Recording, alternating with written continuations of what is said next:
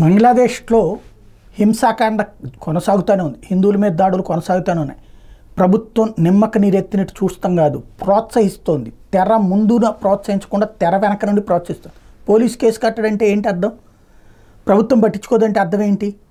ప్రభుత్వ ఉద్యోగులైనటువంటి మైనార్టీలు, అక్కడ మైనార్టీలు అంటే హిందువులు. ఇప్పుడు భారతదేశంలో ఏ ముస్లిం అయినా నువ్వు ముస్లిం కాబట్టి ఉద్యోగం చేయడానికి వీల్లేదని ఏ హిందువు అయినా గొడవ చేస్తున్నారు. నువ్వు క్రిస్టియన్ కాబట్టి ఉద్యోగం చేయడానికి వీల్లేదని ఎవరైనా గొడవ చేస్తున్నారు. ఇంకా ప్రశాంతంగా పని చేసుకొని ఇస్తాం, సహకరిస్తాం, తోడు నిలబడతాం.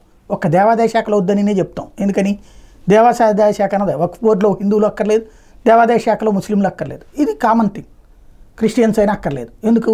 వాళ్ళ మతాచారాలకు సంబంధించినటువంటి వ్యవస్థ కాబట్టి.